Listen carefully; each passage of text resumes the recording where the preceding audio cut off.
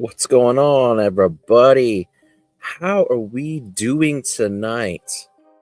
I hope everybody is doing good, feeling good, enjoying all this weather. Is everybody else getting rain like I am? Because, man, it has been raining all day.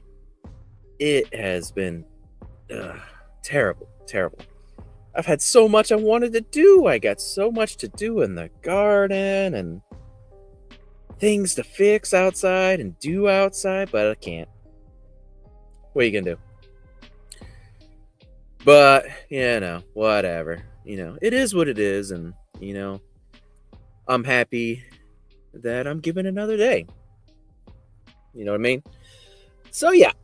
All right. Well, tonight is gonna be a little different, okay? So, normally I have a guest on and we talk about whatever.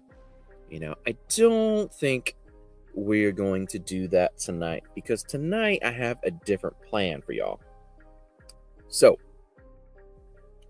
let's get a little bit of stuff out of the way, I guess you would say. Like I've been doing a lot of thinking recently about, just kind of like the direction that we're heading and stuff like that, and I'm just trying to get a good roadmap, and I'm always thinking about things and wanting to make sure that I'm doing it correct, and I was praying real heavily about everything, and and for everybody out there in the audience, because I love you. I look out for you the best I can. I was like, look, God, what do you want me to do?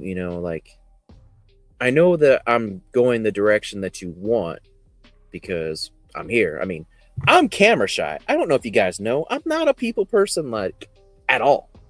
If the Holy Spirit didn't tell me to do this, I wouldn't even be doing this. Believe it or not. I was like, so, all right. Is there anything you want me to do right now? And the clear thing that I was having told to me was, we've got a lot of new people since we've started, and not everybody is generally on the same page as me, and that's fine, but it's like, let's get everybody a little bit of background of to like where I come at from things, like how I kind of come to the conclusions that I come to, and just like lay a little bit of groundwork here because I was told by the Holy Spirit to not get too preachy with y'all. Like I don't want to like beat y'all over the head with the Bible. That's not what I was told to do, so I've not done so. But it's like let's get everybody a little bit on the same page. Let's get a little bit of background out here, and let's try to show everybody that things that you've learned through your study and your looking into things, because for one, I'll say that not everybody finds God from a pew, right, at church. Some of us are like that guy that's on the meme that they always share, that got all crazy hair, and he's looking at a map, and there's like pictures of stuff everywhere and the little red lines that are going to it, and it's like ultimate evil's right there in the middle, and it's like all these things are connecting to it, and it's like like sometimes that's how we find God, because it's like you're out there and you're looking for answers, and you're like, oh my gosh, like this is all crazy. There's got to be some explanation here, and that's how I was, so, and those are the people that I am wanting to be here for and be like, hey, here's a roadmap that worked for me, and granted, I had proof too to go with it, like if you guys know my stories, and the things that have happened to me, you'll know that eventually I got to put that to the test and it worked out. Now, I'm not gonna like reiterate that story. Go check it out. Not right now. Right now, y'all hang out here because we got some talking to do about Nephilim, right? And on that note, like, I was like, okay, so how do I need to do this? And he's like, lay some groundwork out there, show everybody these roadmaps, and let them kind of be accustomed to it. And then let's get on some other folks that can back this stuff up, right? So I'm working on that and getting a bunch of people booked to do so. The biggest name that I've got coming on to help with that, and knowing this stuff is going to help a lot because this dude is way smart. Do you guys know who Gary Wayne is? I hope so, because he's going to be coming on in September. So, yeah, that's going to be deep. And I've got some other cool ones in the works that I'm trying to do. Let's see, your next weekend is going to be Dennis Carroll. Dr. Carroll's a cool dude. Love him. He's going to be awesome. And he's going to be talking about some vampires and werewolves and stuff like that. So, yeah. It's going to be fun. And I've got some other stuff too. Like if some of the irons that I got in the fire come out, trust me, we're going to have a spicy meatball for a couple of shows coming up very soon. And I'm super excited. Hey, Miranda, Amber, what's up, guys? It's good to see y'all. But yeah, so with that being said, it's just going to be a bit of a solo show tonight with just me, and I'm going to be talking to you guys about Nephilim and such. And the thing that I would also want you guys to understand is that, oh, Harley's here. What's up, Harley? The thing I need y'all to understand is that, this is out of my wheelhouse. I am not a preacher. I am not even a teacher. I'm a storyteller. I'm a warrior, I'm called to be an intercessor when it comes to prayer and dealing with spiritual warfare. Teaching is not what I do. So, with that being said, y'all be sure to be patient with me and a little bit of understanding, because this is not what I like to do. But I am very obedient to do the things that I am told to do. Which is once again, why I'm even here doing a podcast, because I wasn't gonna. But all right, so I'm going to be looking at my notes here a lot. You might see my face lit up a bit more, and I'm not paying quite as close of attention to what's going on in chat. So I'm sorry, and please don't be too distracted. All right, so I need to start off with a little bit here in Genesis. All right. So I'm sure a lot of you guys are going to be familiar. And, but you might not have thought about this verse too hard. All right. So what we're going to do is we're going to start off in Genesis chapter 3, verse 15. And the version I'm going from is the 1599 Geneva Bible, because some folks are like, the Geneva Bible is so awesome. Like, they have stuff in there that normal translations don't have. It's so cool. And yeah, there's some good stuff there. But I wouldn't put too much stock in this particular translation above like everything else and hold it so high. It's good, don't get me wrong, but we're gonna get there. I'll show it to you. But for this right now, we're gonna do the Geneva. All right. So verse 15. I will also put enmity between you and the woman, and between her seed and your seed. He shall break thine head, and thou shalt bruise his heel. Now, we've all heard that a lot, right? Like, this is what happens after Adam and Eve do the whole forbidden fruit, tree of forbidden knowledge. You know, and God comes looking for him, and he's like, hey, where you guys at? And they're like, oh, we're scared and naked.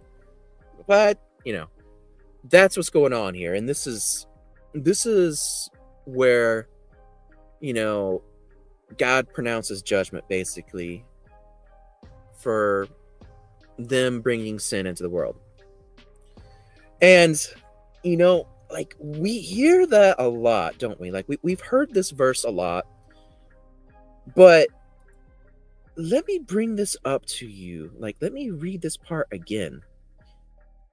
I'll put enmity between your seed and her seed. What does that mean? Granted, with her seed, you know, that's pretty obvious. Like, that's foreshadowing. Jesus is going to have to come and fix this, right? So, I mean, there's that part.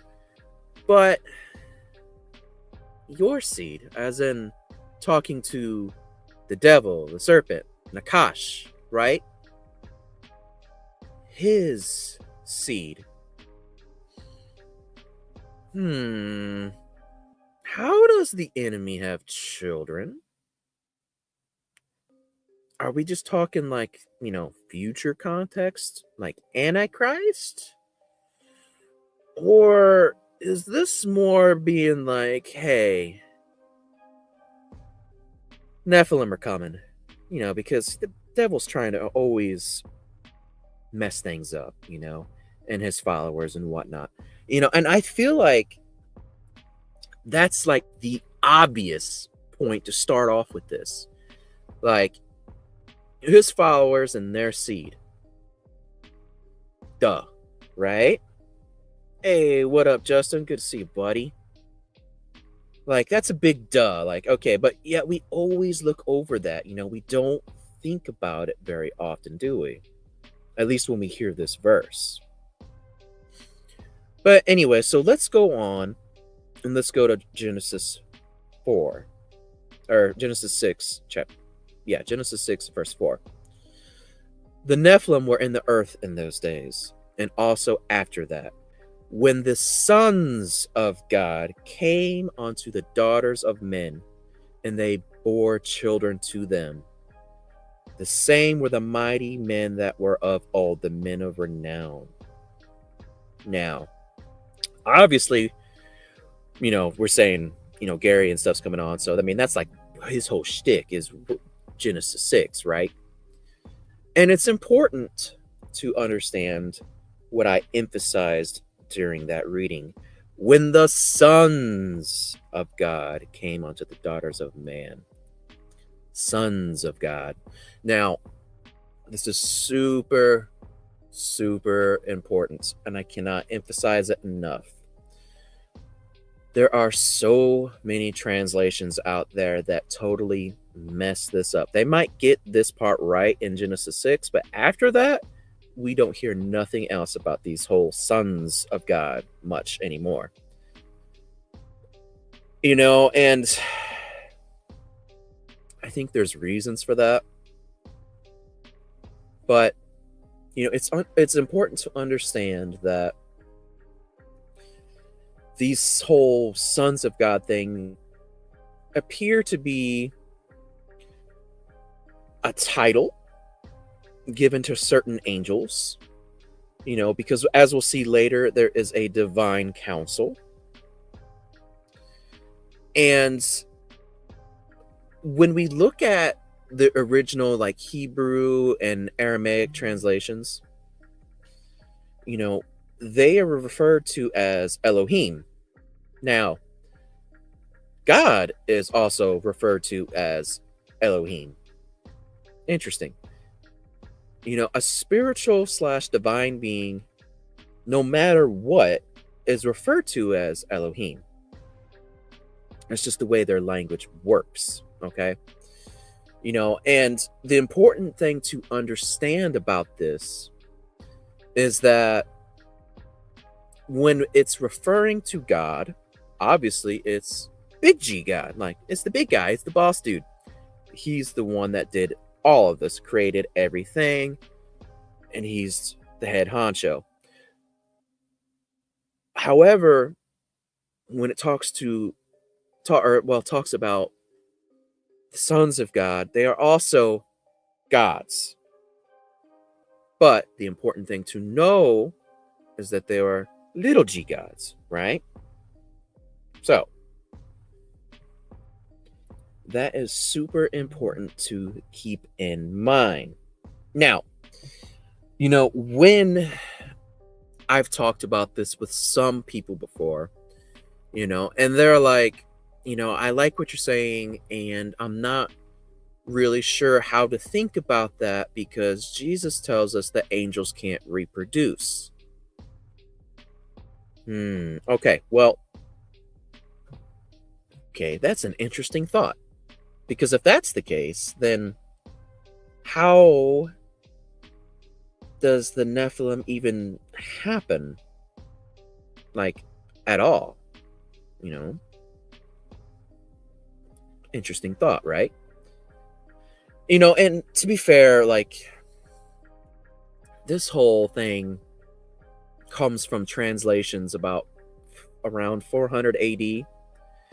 And that period impacts a lot of the way that scripture is taught, and people get a little lazy and don't want to go and check out the whole Hebrew version and Aramaic versions of all this stuff, with the original languages of how this was written. So they're just like, whatever. It's not a big deal. When you go look at that, turns out it is a big deal.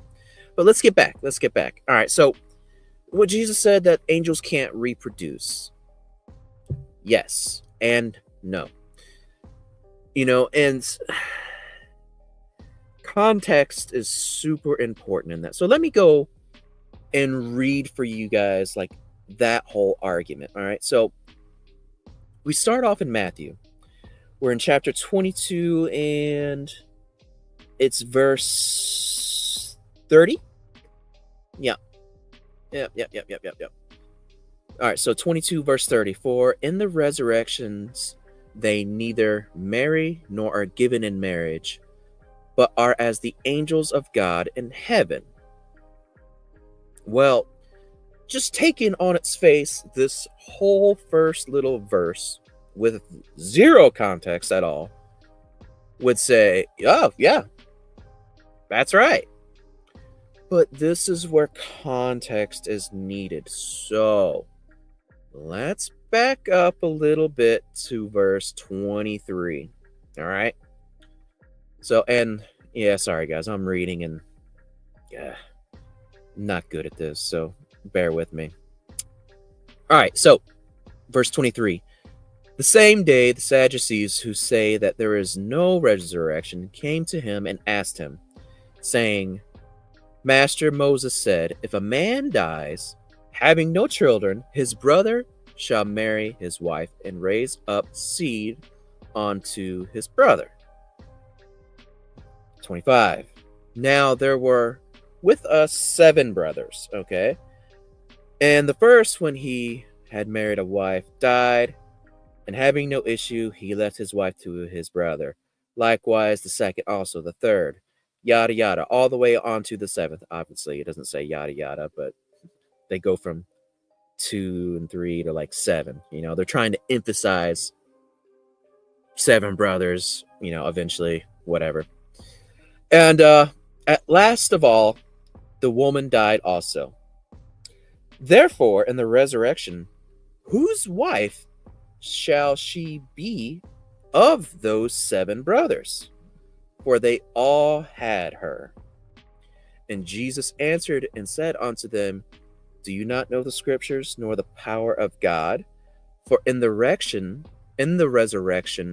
they neither marry nor are given in marriage, but are as the angels of God in heaven. Oh, okay. So context is super important with this argument. Okay, that makes sense, because Jesus is trying to emphasize that the angels were never meant to marry anybody, and they shouldn't. And that is why those who did in Genesis 6 were punished so severely. And we have been dealing with the repercussions of that till this day. You know? So yeah, that particular argument is so misguided and lacking of content. Like you need to know what's actually being talked about here. You know, the angels were never meant to intermingle and marry with humankind. They are set aside differently. They are in a different space, different order of things, right? They're spiritual beings. We are fleshly beings.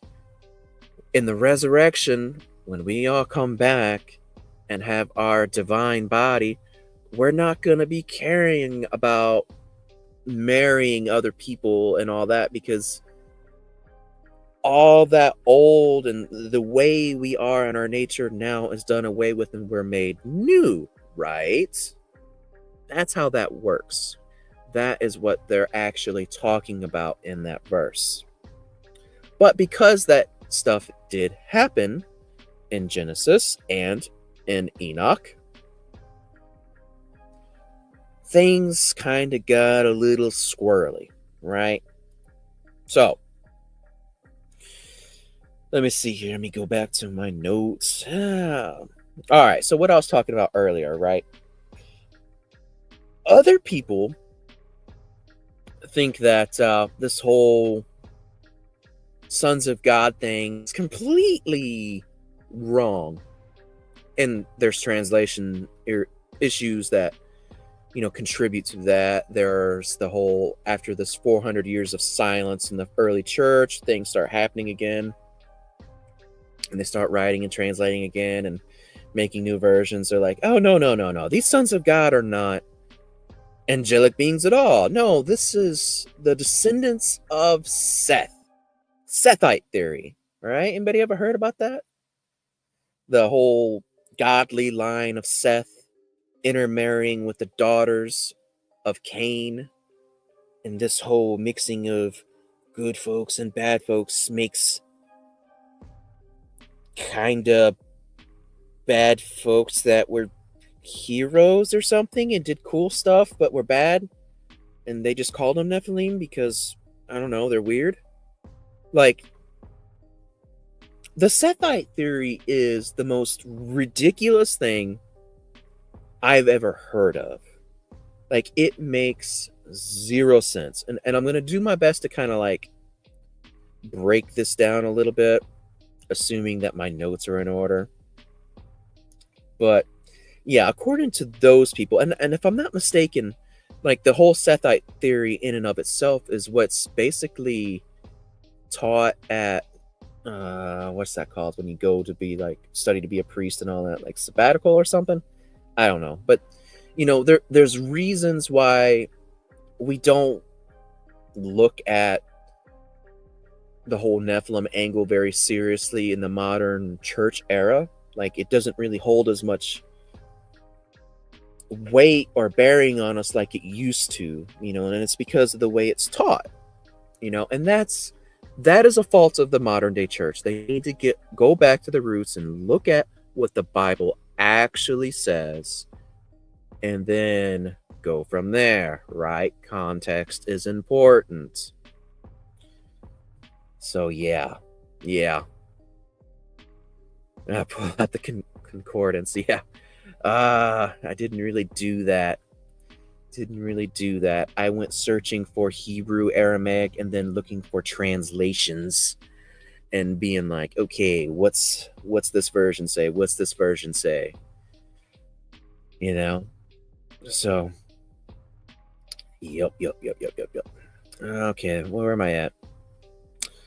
Okay, and here's another thing. Like, what we learn about the Nephilim and all that, the majority of like a lot of the context that we get for them comes out of Book of Enoch, right? And I've had people be like, Enoch's not the Bible, bro. Right? Yeah, it's a good point. It's not. I'm not going to tell you guys that, Enoch is the word of God. I'm not going to tell you that. What I will say about Enoch, and specifically First Enoch, because that's the only one that I put any weight in, is that you need to look at it as more of a commentary. Okay, it is a commentary of what was going on at the time. It is an account. There's other books like Enoch that are referenced all throughout the Bible. There's multiples, but yet they're not canon. So, and people are like, well, you say that, but, tell me where Enoch has any,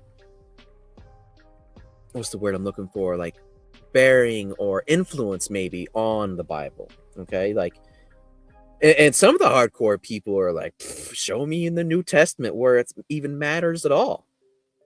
Okay. I got you. James and Jude are very much influenced by the Book of Enoch.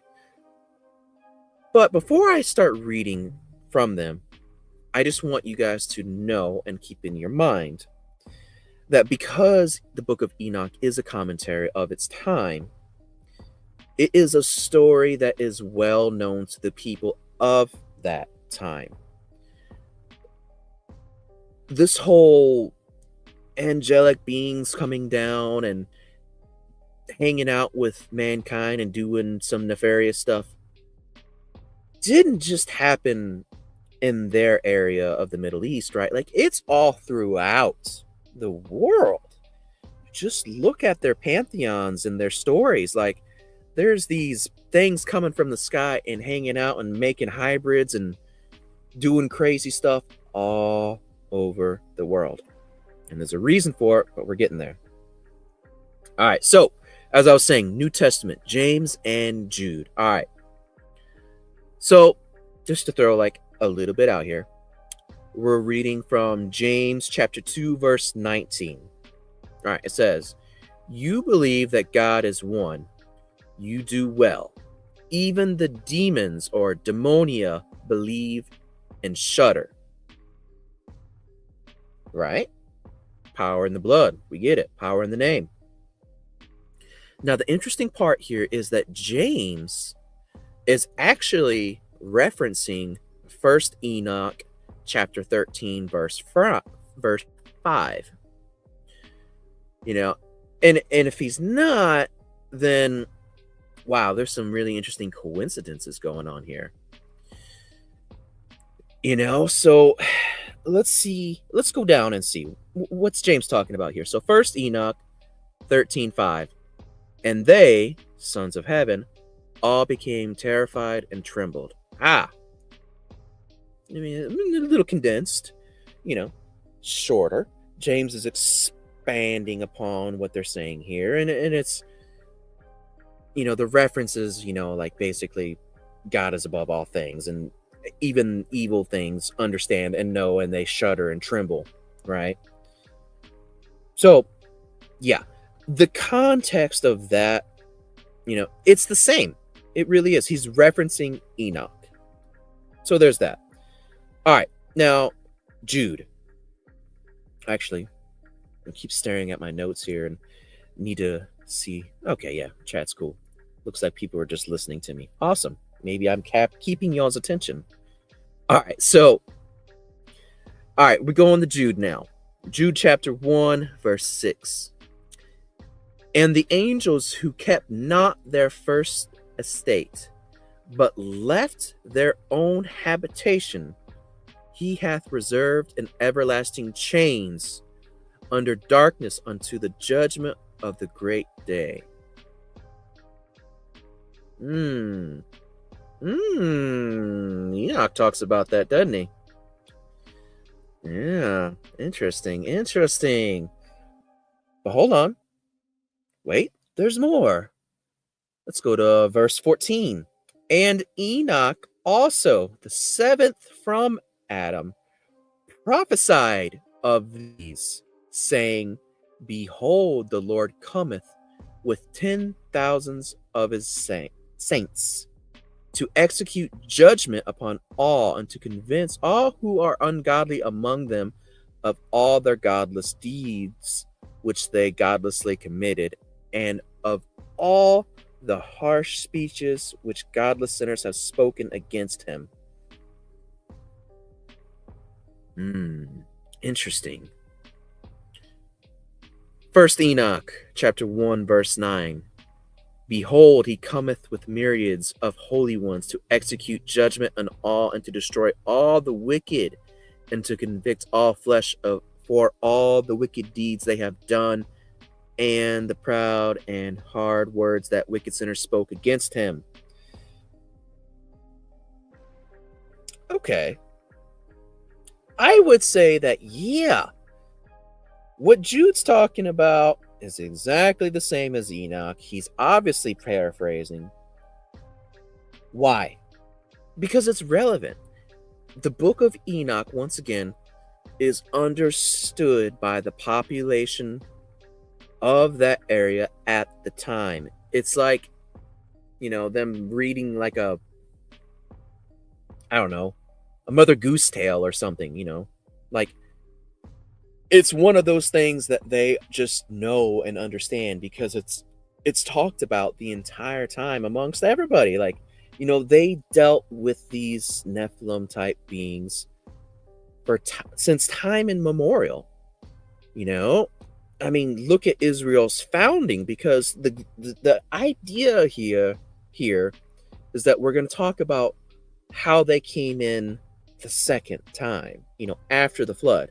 And I'm trying to make sure that I lay some groundwork for you guys for like the whole beginning bits of it. Like we kind of need to understand that before we get to the second part of how that happens, because everybody's like, how does the second incursion happen? We don't really have good information about it. Well, I mean, technically it's the third incursion if you really want to think about it, because the serpent in the Garden of Eden would be the first incursion, then Genesis 6, and then after, right? But yeah, semantics, I digress. It's too cold to type. Yeah, I get it, buddy. Oh, and Pam says I'm having your attention. Great. I'm hoping so, because I'm trying really hard, and like I said, I'm not a teacher, guys. Sitting here and like reading off notes, not my thing. I stumble hard. I'm not good at this, but I'm a trying. All right, so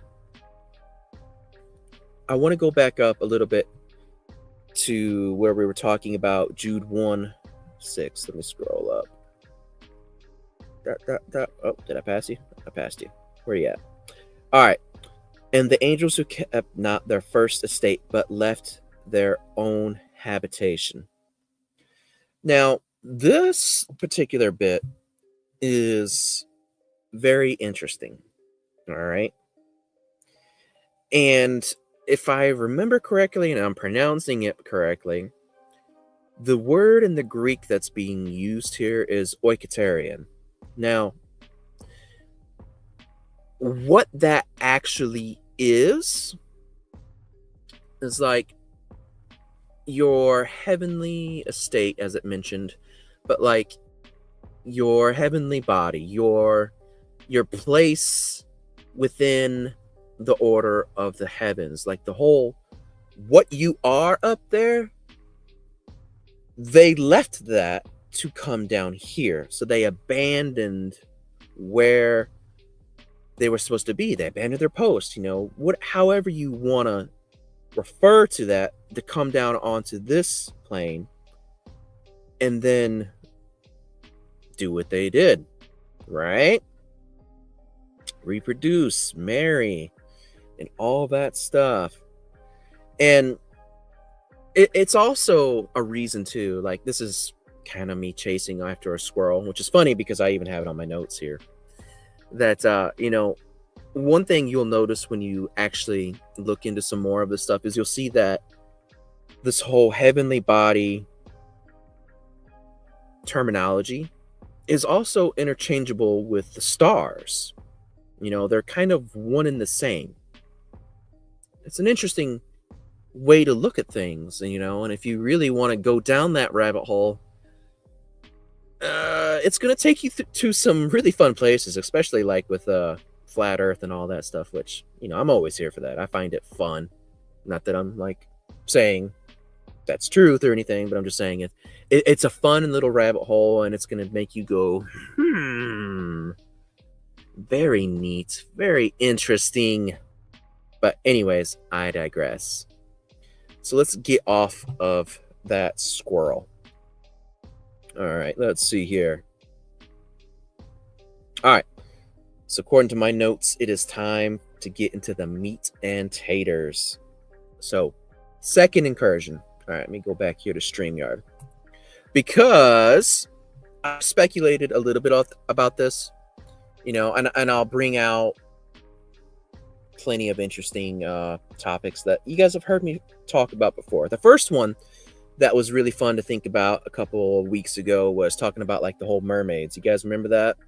That was fun, because that whole story came out about the rich eating mermaid flesh and this, that, and the other. And it's like, in the book of Enoch, these women that married the Watchers, they have ended up being cursed and being turned into mermaids, and then flood happens, and if you're a mermaid, you're hanging out in the water, you're good to go, right? Like, it's not a problem.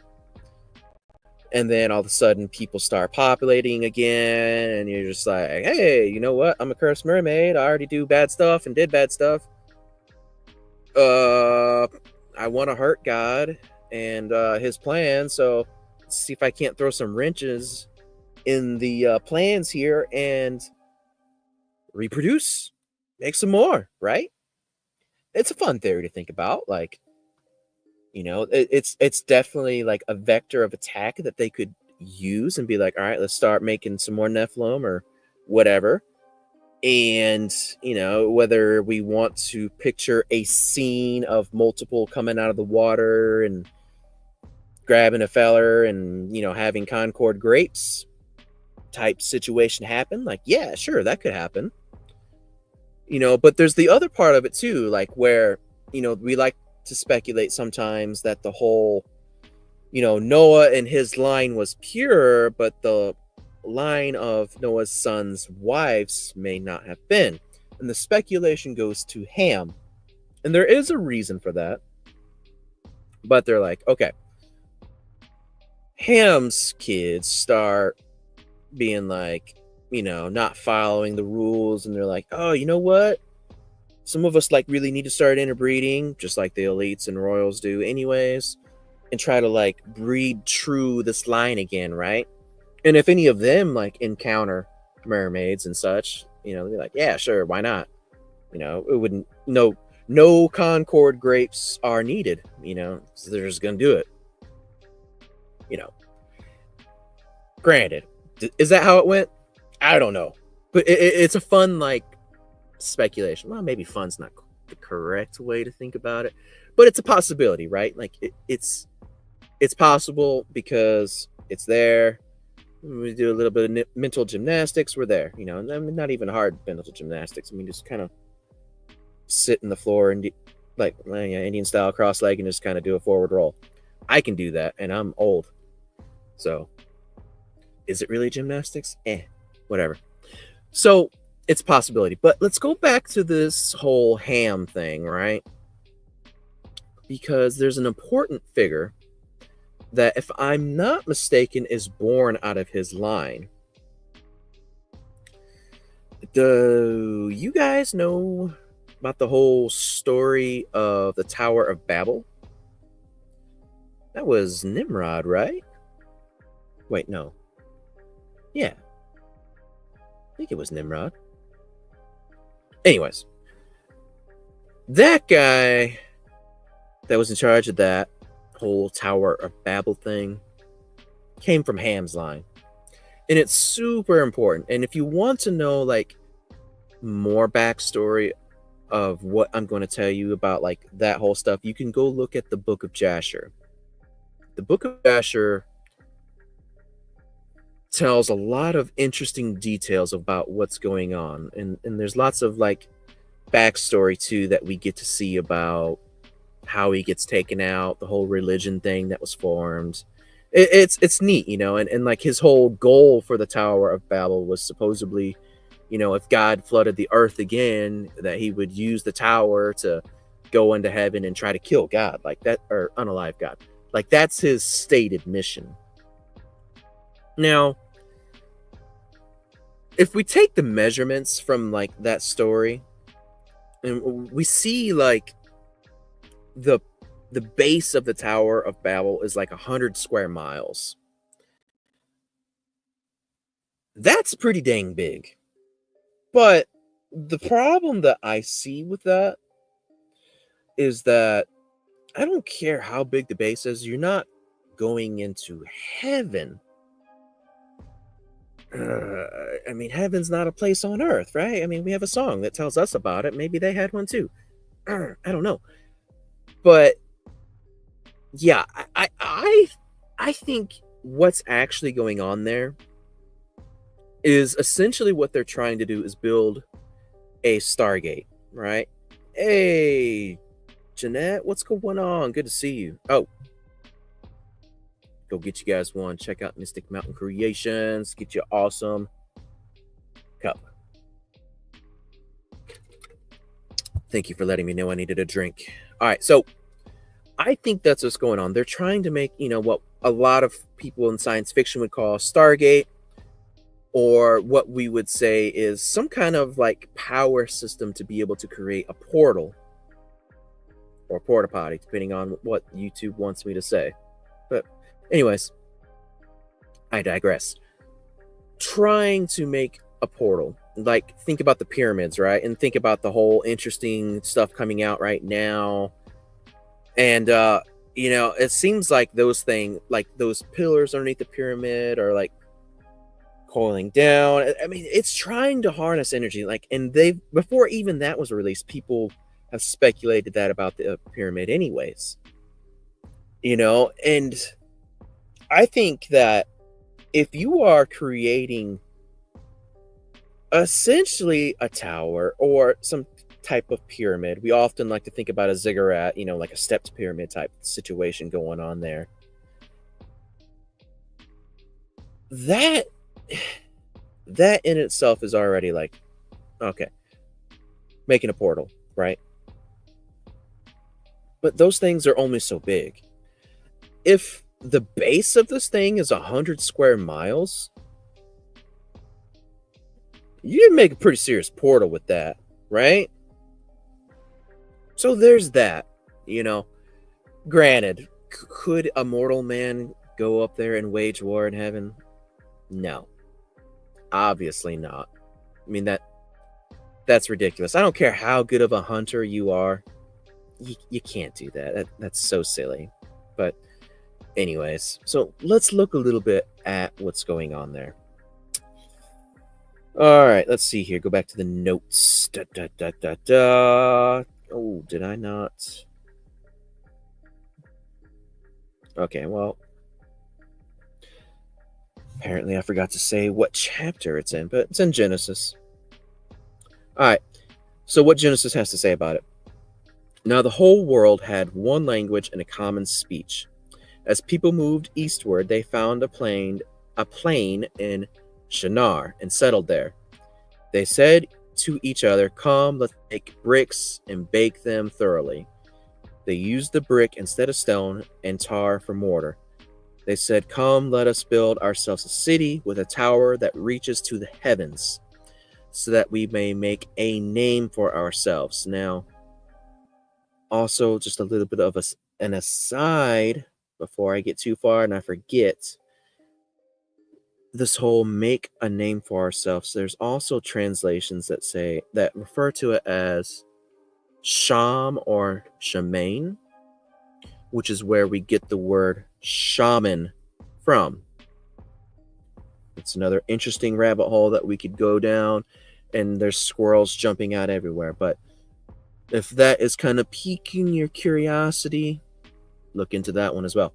Anyways, make a name for ourselves. Otherwise, we will be scattered over the face of the whole earth.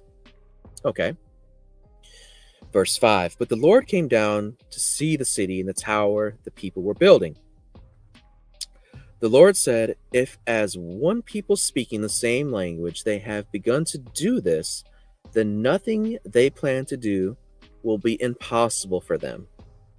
Come, let us go down and confuse their language, so they will not understand each other." So, interesting. Okay. Let us go down. Who is this us? Remember we were talking about those sons of God earlier from the divine council? That's who us is. All right. And there's a reason for that. We're going to get there. All right. So the Lord scattered them from there over all the earth, and they stopped building the city. That is why it was called Babel, because there the Lord confused the language of the whole world. From there, the Lord scattered them over the face of the whole earth. Now, this Genesis account is interesting. There's some stuff to think about within it. But for, what I'm hinting at to be there, we need a little bit more context, right? It's like there's stuff missing from this whole little story that we don't have, right? Like, it seems like there's more to this story. What is the more to the story? Is it in the Bible? Oh, yes, it is. I don't have to send you to another thing that we don't consider canon because, thank you, Book of Deuteronomy, you got me. Chapter 32. So Deuteronomy 32, let's pick up in verse 7, if I could speak as I read. All right, so it says, "Remember the days of old, consider the years of many generations. Ask your father, and he will show you, your elders, and they will teach you. When the Most High gave to the nations their inheritance, when he divided mankind." What's this mean? What does this mean?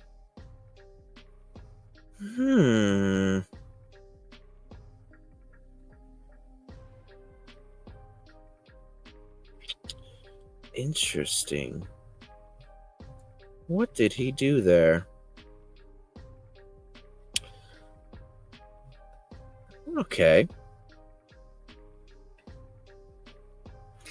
Now, I'm trying to make sure I've got my notes here.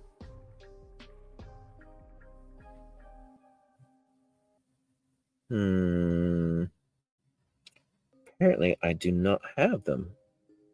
I must have forgot to put something here. But essentially,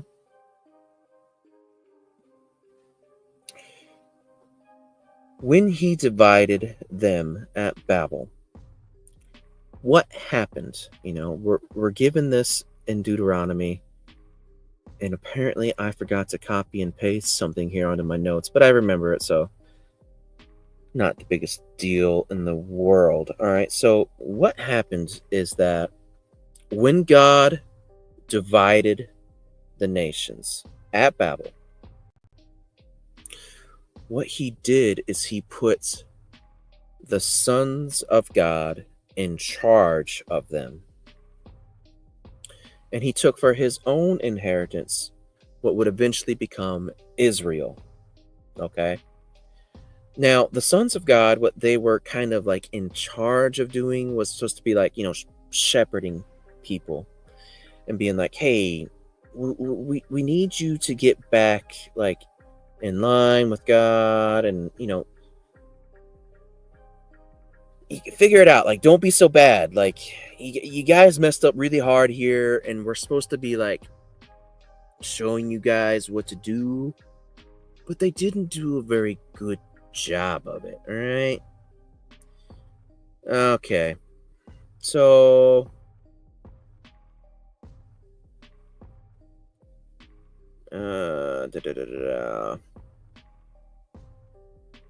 yeah, I definitely messed up a little bit. Meh. Oh well, no worries. Figure it out. Let me go back to my notes here and figure this out.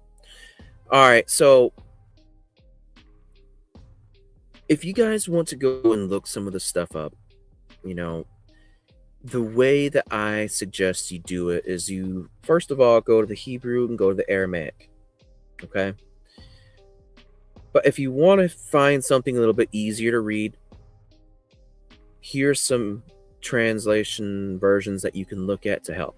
The ASV, which is the American Standard Version, ESV, Berean, I don't know how to say that, Majority Standard, NAB. Oh, this is an interesting aside. The New Revised Standard Version actually calls them gods, which is awesome. They actually put exactly what was there at the text. So, and the Septuagint. So, yeah, it's no wonder. Like, I tried King James. Everybody's like, "Oh yeah, King James got it right." Like, nah. King James is like, he divided the nations proportional. Like that's what it is at Deuteronomy that I forgot to copy and paste. Anyways, I'll have to look that up in a minute. But like, when he divided those nations, he divided them amongst the sons of God and according to their number. Whereas, like in every single other version, like KJV and all that, it's like he divided the nations based upon the amount of the tribes of Israel or the sons of Israel. And it's like, what? Israel wasn't even a thing during this whole Babel incident. So this to be quoted makes zero sense. And you know what? That's really going to get under my skin. So hold on a second. Let me pull up Google here.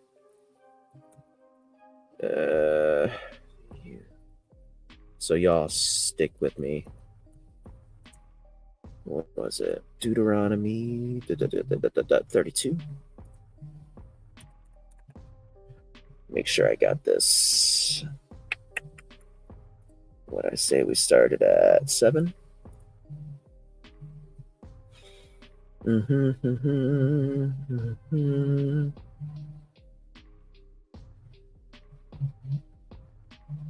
I think I have it referenced earlier or later on in this notes. Like I said, guys, I'm not good at teaching, and I'm scatterbrained like crazy. So what's going on here? Oh, doesn't matter. So, okay. So divided the nations based upon tribes of Israel. Once again, remember, Israel is not even a thing at that time. So for that to be like even a consideration for the translations that are used most of the time is ridiculous. Don't pay that no mind. Right? All right, so let's keep moving on. Job 38, verse 4. Hold on a second. People are trying to call me for some odd reason. Make sure nothing's happening bad. I'm sorry, guys. I don't mean to be doing this.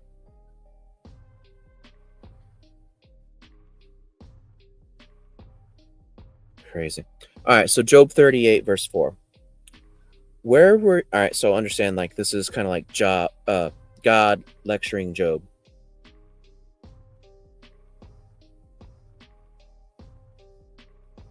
Oh, medical emergency. Great. All right. What up, Paranormal 411? Apparently, I have a medical emergency that I've got to go take care of, and yada yada. So, y'all wish me luck. I've got to end the stream. I'll do my best to be back in a bit. So, tuki tuki. Peace.